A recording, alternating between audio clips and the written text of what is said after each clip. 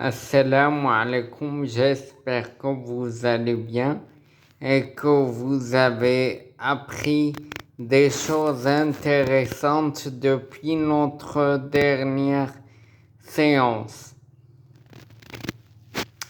Dans la séance d'aujourd'hui, on va continuer avec les fondements de la vanne. La vanne valeur actuelle nette, on avait fait une explication de chaque lettre de ce paramètre. V parce que c'est une valeur, c'est pas un prix. A parce qu'elle est actuelle, parce que tous les cash flows sont actualisés avant de les intégrer dans la vanne.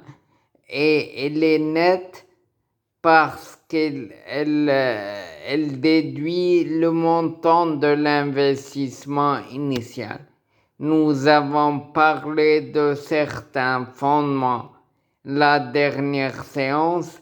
La séance d'aujourd'hui, donc, on va parler des autres fondements qui sont le taux de rentabilité proportionnel au risque. C'est la règle d'or en finance. Ce n'est pas seulement un fondement de la vanne, mais c'est une règle d'or. S'il y a une seule règle à retenir en finance, ça serait celle-là. Le taux de rentabilité est la contrepartie du risque. Donc, bien sûr, si on veut amplifier ou bien ajouter des mots dans cette règle, on va dire le taux de rentabilité exigé ou espéré, pas réalisé. Certainement pas réalisé. Donc le taux de rentabilité exigé, attendu, espéré est la contrepartie du risque assumé, ou bien qu'on prévoit assumer. D'accord?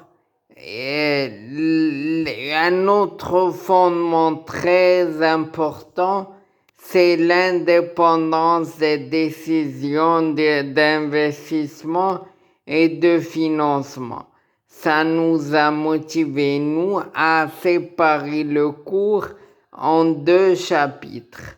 Le premier chapitre que nous sommes en train d'étudier maintenant, c'est les décisions d'investissement. Et le second chapitre que nous allons voir, Inch'Allah, dans le futur, c'est les décisions de financement.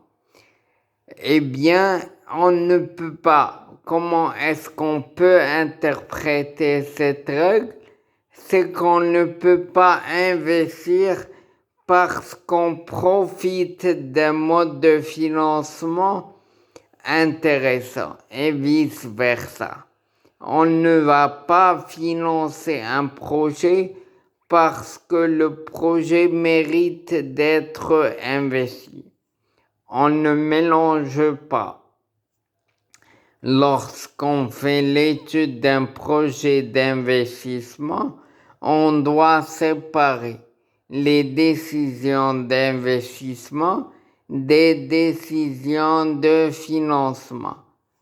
Et bien aussi, le dernier fondement de la vanne, c'est que le tout est dans l'objectif de maximiser la richesse des actionnaires.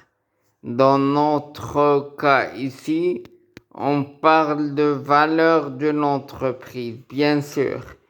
Le propriétaire, c'est l'actionnaire. On avait déjà parlé des titres de propriété des actions comme étant le représentant des entreprises. Eh bien, lorsqu'on maximise la valeur de ces actions, eh bien, on maximise la valeur de l'entreprise et par ricochet la richesse de l'actionnaire. L'actionnaire qui est le propriétaire de cette entreprise. Donc, voilà pour les fondements de la vanne. La valeur actuelle nette. On va s'arrêter à ce niveau. Inch'Allah, la séance prochaine, on va parler d'autres choses intéressantes. Salam alaikum.